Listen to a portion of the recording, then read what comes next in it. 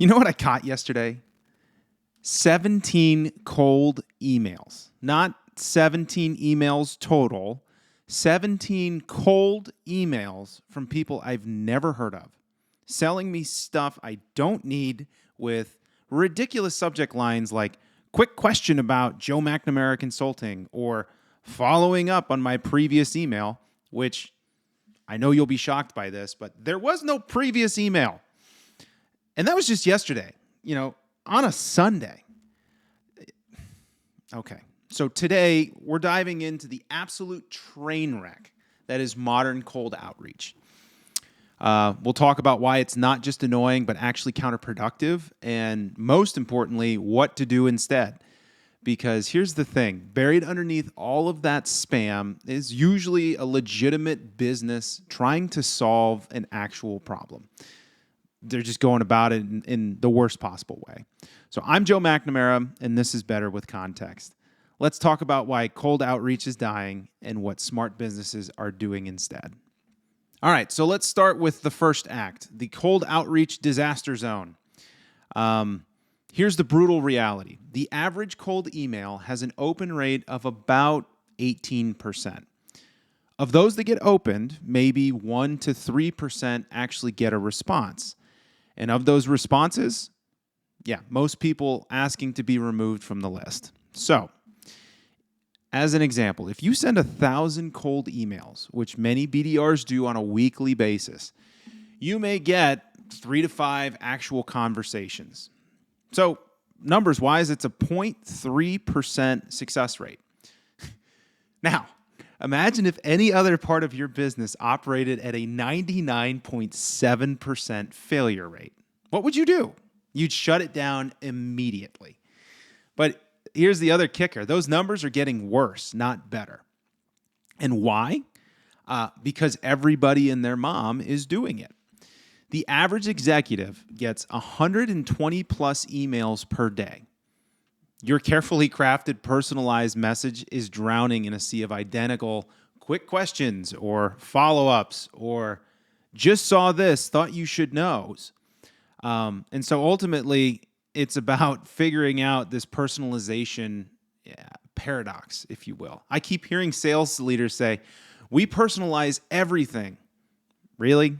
Let me read some personalized emails that I got just this week. Okay. Hi, bracket, host name, bracket. I noticed you worked in bracket industry, bracket, and thought you might be interested in our bracket solution category, bracket. Now, that is an actual subject line that I received in my inbox this week. There's another one. Hey, Joe, loved your recent post on AI. Have you considered how our product could help? I don't know you from Adam, let alone what your product does. I appreciate the fact that you may have actually stopped to read my post on AI and the benefits that it brings to the financial crime compliance space, but this isn't personalization. This is mail merge with extra steps. That's just what it is. And I apologize, guys. You can tell this one hits a little closer to home. There's nothing that I have less patience for than just bad marketing. Bad marketing with a additional sloshing of laziness. I think that's the easiest way to describe this. Real personalization, when you think about it, it requires you got to understand someone's actual challenges, not just scraping their LinkedIn headlines or taking a quick pass through okay, what did they post most recently? Take the time, invest in what you're doing from a research and development perspective. And it's not just R&D is not just for products. R&D is just as important for relationships. I think the other thing that people don't give enough credit is the psychology of interruption, right? One of the things outside of the other two I just mentioned for cold outreach that truly bothers me is it's fundamentally selfish. It prioritizes the sender's need to hit some kind of quota or some kind of checklist step over your recipient's time and attention. The business equivalent of cold emailing is knocking on someone's door during dinner and then refusing not listen to them when they say like, "Hey man, like I'm sitting down with my family, I'm having dinner, like maybe you come back." No. It won't take long. I got to sell you this. And by the way, this isn't even something that you asked for. How infuriating. I'm young, or I guess I'm old enough where I can still remember, landlines, and I remember like door-to-door salesmen. And I can tell you, neither one of those, cold calls during dinner or the knock at the front door during dinner, those normally didn't work out very well at the McNamara house. And maybe we're the outliers, but I highly doubt it, right? Like the uncomfortable truth is that, when I ask every BDR and sales rep I meet, why do you cold call or why do you cold email? The answers are more or less the same. And they're not inherently bad. It's just essentially like, hey, we've got this CRM, we've got access to these people, and you miss 100% of the shots you don't take. I get that. But what if we took a step back and instead of thinking about it purely through the volume play or through the checklist play, we actually went through an exercise where we asked ourselves the theoretical question of like, if you actually had the opportunity to talk to the people that you're emailing, like they were sitting right in front of you, genuinely interested in hearing what you had to say, what would you tell them? And then when you start down that path, the answers actually get way more fascinating. And a lot of times I see that the folks I'm talking to, actually, they light up. They start talking about the real problems they solve, the interesting case studies, the industry insights, the trends that they're seeing, right? Like all of the good stuff that you would really want to be reflected from your brand ambassadors, from your BDRs, from your go-to-market teams, right? And suddenly they're consultants, they're not pitchmen, right? Like they're no longer vying for your attention, and instead they're actually trying to solve for your challenge. And then I ask the follow-up question, so why isn't what you're emailing them? Like, why does it have to be dressed up, or why does it have to be like this shifty or kind of sneaky tactic to get people to open your emails? Well, once the room goes quiet, I mean, the resounding answer is because these people won't open our emails otherwise. They won't give us the time of day. To which I then have to ask a follow-up question that's a little less exciting, but it's, well, did we earn their right? Did we earn the right to their attention, right? And like, when you look at it through that lens, and again, you look at it through a relationship rather than a checklist or well, we have access to these people's information, so we should do this, versus have we earned the right to bug these people? Because again, like at the end of the day, like people's time is probably the most valuable asset that they have, right up there with their attention. And when you try and monopolize and manipulate both of those at the same time to achieve some kind of selfish ambition that comes across selfish because you haven't done any of your homework, you haven't put in the time to show that you're invested in actually helping them with their challenge, how do you think you're going to be rewarded for that? Probably pretty similar to like the overarching themes that pop into people's brains as soon as you start talking about cold emailing. Like even the phrase cold email, like when you break that down, there's nothing inviting about that. There's nothing positive about that. It's an email out of the cold. It's meaningless. It doesn't fit any of the trends that are happening in the consumer's or the recipient's life at the moment. And there's no context to pull it together as to why some stranger is reaching out to them. So again, like when you look at it through your recipient's shoes, like there's really no question as to why they react the way that they do. But here's the thing. When you strip away the quota pressure and the spray and pray mentality, like most sales professionals have genuinely valuable insights to share. And again, I wrote down some of these, but like they see patterns across dozens or hundreds of companies that they're working with, or they understand how different organizations approach common challenges. They've got data, right? Data is becoming a more and more valuable asset to have. And so when you have the data on what works and what doesn't, I mean, that's incredibly powerful. But if you just throw it in a cold email and say, hey, I can get you data, like how shady does that sound? Here's this super valuable commodity, right? And you've got some person you've never heard from that somehow managed to get your email address, which may in itself feel like a little bit of an infringement on your personal, your personal property or your personal, privacy. And then they're hawking some concept that, oh yeah, I've got the data that you need that will solve your problem. But yet I've given you no other metrics, no other examples as to why you should trust me. Like, what do you expect is going to happen?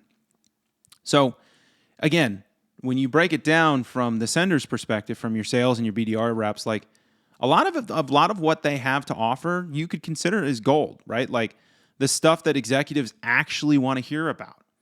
But instead of sharing these insights, what ends up happening is we're just sending templated pitches for features and benefits, and we're playing the numbers game, right? Oh well, we've got a send list of 100,000 or 500,000 or $1 million. So even that 0.3%, or I'm sorry, that 0.03%, return rate, that's plenty, right? That's more than we need. But imagine if you took that concept and applied it to any other aspect of your life. Who wants to walk around being 99.7% of a failure in life? Like, it doesn't make any sense. So why should we be okay with that from an email sequencing perspective? My argument is simple. We shouldn't. So here's where it gets a little more interesting. Everything that they want to share is content. You break it down, right? If you can ask the right questions, and the content itself is valuable, right? It's helpful. It's insight driven, and it's content that people would actually want to consume if they were presented with the opportunity and given the decision or the option to do so. So instead of interrupting people with sales pitches, what if we just shared these insights in ways that people could discover when they're ready for them, right? And again, this is like inbound 101. If you build it, they will come. If you share it, they will read, And yeah, like there are some broad brush general expectations associated with that. But I guarantee you, and the data, the numbers will back this up. You will see a far better win rate and success rate doing it from a position of helpfulness and doing it from a position of expertise without any kind of pressure than you will from a cold outreach. Hey, click here, right? Click here. Take the action that I need you to take so that I can meet something on my end. Even though I don't know a thing about you, even though I haven't spent the time to, again, earn your trust or earn your attention. Seems pretty logical. And again, like I mentioned, inbound, right? So inbound in itself is a relatively simple concept, but when you think about cold outreach, think of that like the push, right? I'm pushing you, I'm pressuring you to do something, to take an action, to pay attention, to, again, like do something that's going to help me check a box so that I can meet something that I want. Versus the pull, which is, no, I'm going to invest up front. I'm going to take the time to actually expertly procure this information that we would otherwise need to cover on a discovery call, by the way. And instead, I'm going to arm you with this information. And I'm going to start working on getting you to trust me, getting you to feel that I actually have taken the time and that I have my arms fully around the concepts of your challenges and that I'm actually solving for your challenges in a meaningful and helpful way. Genuine, right? Like, I think I see these all the time, but Gen Z would prefer genuine, real. They're so tired of being can span and just canned pitched to that they would opt for a subpar product if it came with a real, genuine relationship to the brand, to the salesperson, just whoever owns that relationship, over a significantly better product that has been completely automated and made it so that the human experience and the user experience is subpar at best. So again, let that sink in. okay, now that we've let it sink in, which was me just trying to collect my thoughts, instead of sending 1,000 emails and hoping for 3 responses, right? You should be creating one piece of content that reaches 10,000 people who choose to engage with it. It changes the math. It literally flips things upside down. The first is you have to capture the knowledge, right? Take everything that your sales team wants to share in those imaginary face-to-face conversations we talked about earlier, and you turn that into content, right? Industry trend reports, comparison guides, case study, deep dives.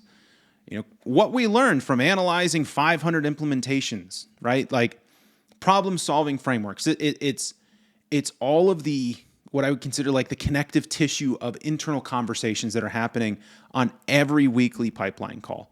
Hey, why aren't they moving down the pipe? Oh, well, here's the conversation that I had. Here's what we talked about. Great. Take that, document it, and start to distill it. Start to reverse engineer it and say, okay, so if this is what we talked about and this was the outcome, was it positive or was it not? Was it productive? Did it get us to the next step? Did it get us on track to where we're trying to go? Oh, it didn't.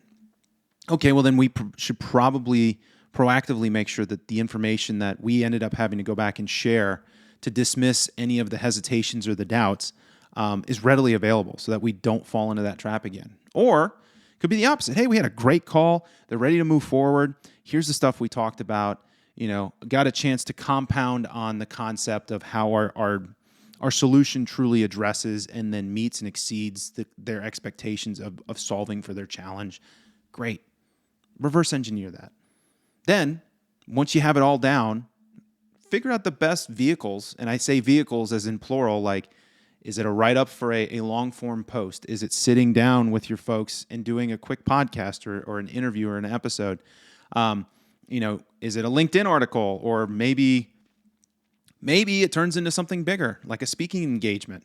Whatever it is, ultimately it's about just packaging it in a way that makes sense and then making sure it's discoverable. Put this content where your ideal customers are looking, right? And this gets back to the core concept of going to where your audience is rather than trying to get them to where you want them to go. Again, it's that push versus pull mentality. Quit trying to push your audience to where you want them to go and instead create things that are going to entice them and to naturally pull them in the direction that you need them to go. But you got to start from where they are. You have to keep them at the center of everything that you do. And I know it sounds cliche and I know it sounds overly generalized, but seriously, if you stop to think about any of your processes, you need to ask the question of like, how would our customer handle this? How would our customer view this? And how is this going to be productive or valuable or overall just overall positive for our customers?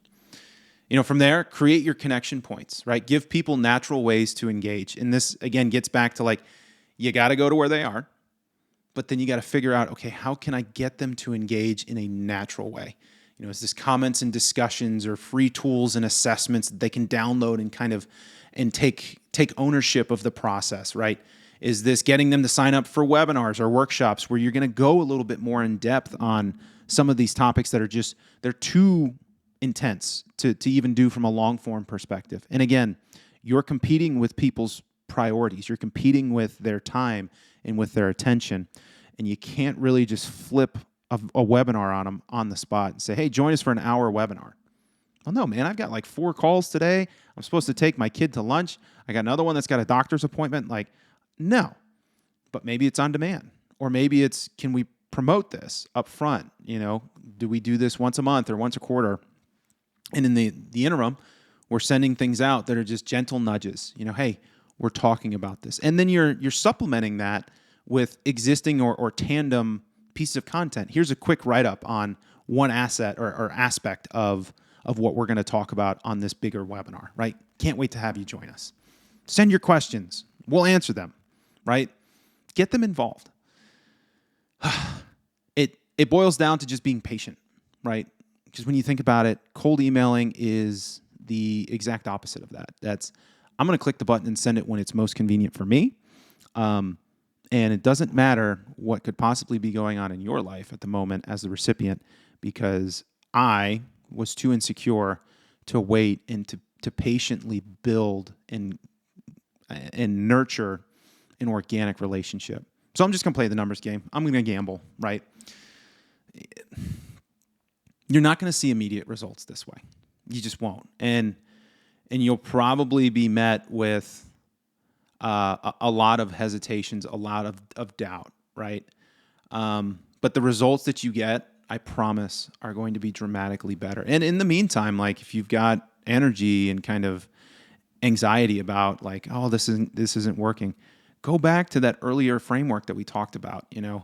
If you had the opportunity to talk to these people face to face and you had them kind of as a captive audience, what would you say? Beyond just, hey, our feature set is 13 things long and here's all the cool stuff our widgets do. That's fine, right? Like, sure. But is that really what's going to sell somebody? Or is it going to be more about, hey, we've got a team here that specifically provides a product or a service based on our innate understanding and encapsulates our experience of dealing with challenge blank in the space. And collectively, this is the solution we've come up with that makes the most sense, that aligns most clearly with a positive outcome. And here's why I think that this should be important to you too, because I think that you're dealing with the same challenges that we're addressing. I think you're dealing with the same things that used to keep me up at night when I was in your shoes. Again, you build that empathy, you build that emotional resonance. And I guarantee you when you do that, people, number one, they won't necessarily let their guard down, but they're going to give you the probability of giving you a shot goes up. Hey, yeah, this does resonate with me. This does sound like something that has been plaguing me or my team for months or years or whatever it may be. Yeah, okay, go on. I want to hear a little bit more. I want to hear in some cases like, all right, where's the other shoe going to drop? All right, well, prove them wrong. Prove them wrong in a sense that, hey, I've taken the time to truly prioritize and create a user experience or a buyer's journey here where I want to arm you with as much information as I can up front so that way when it comes down to having the quote business conversations, we can actually dive in and we can really dig into the anecdotes and the nuances specific to your company. They're specific to your organization's challenges, right? It's not an off-the-shelf approach or hey, we've got a million subscriber, email list. How on earth could you scale 1 million subscribers to be as personalized as this? Which in itself is probably a completely different topic we'll get to. But, okay, so this is a lot. And I apologize, I kind of started out hot. But in closing, it's all about the human approach. It's not just about better business results, though those certainly follow. It's about treating your prospects like the human beings that they are. And they're not just lead generation targets. You really need to look at them as people, people with real emotions and real challenges. And when you create genuinely helpful content for these people and share those valuable insights with them in a non-combative, non-tenuous fashion, you're contributing to your industry. You're making your corner of the business world a little bit smarter. And you're building relationships instead of burning bridges. Like I said, you've got to earn the right to somebody's time and attention. And simply getting their email address from a list or from somewhere else, that's not enough. And quite frankly, it can come across that could be super detrimental to your overall process. You don't want that. As ironically as it sounds, soft approaching, or this soft approach drives, I don't know what I wrote here, often drives harder results than the aggressive spray and pray tactics that most sales teams are using. I'll probably cut that. And ironically, the companies and sales professionals who figure this out first are going to have the massive advantage, which again, kind of sounds backwards. It's hurry up and wait, but you're not really hurrying up, are you? You're taking your time. You're doing your due diligence. You're putting in the equity, the search equity, if you will, to make sure that you have a full grasp and understanding on who your target is and why they should care half as much as you do about the things that you're presenting to them. Cold outreach isn't just dying because the technology is getting better at blocking it, by the way, which, by the way, definitely. I mean, just trying to stay out of somebody's spam box or like promotional box has got exponentially harder. It's dying because there's finally a better way, a way that respects people's time and attention. And that leads with value instead of leading with a need on your side. Again, when you look at the traditional outbound methodology, it's very selfish. You don't want to be the selfish person in the relationship. So the question is, are you going to keep knocking on doors during dinner, or are you going to actually start cooking something so good that people smell it from the street and come knocking on your door? Are you going to push, or are you going to let your work pull? Okay, so that's a wrap. I hope that this has resonated with you. And if you want to be a part of the solution instead of the part of the spam problem, please share this episode with your sales team. Or better yet, share it with your CEO. Because this really isn't just a sales problem, it's a business strategy problem. And the sooner that you can fix it, the sooner you're going to start to reap the benefits and the rewards of the updated process. And hey, if you found this valuable, you just experienced exactly what we were talking about. You chose to listen to this and you engaged with content that was designed to be helpful, right? Like there's no major sign on the line here, right? But now I hope you have a better impression of me, and hopefully this shows that what would have been a cold call during your commute has now become, an asset that can positively impact the way that you approach your go-to-market strategy. Funny how that works, right? So I'm Joe McNamara, and thanks for listening to Better with Context. I'll see you next week.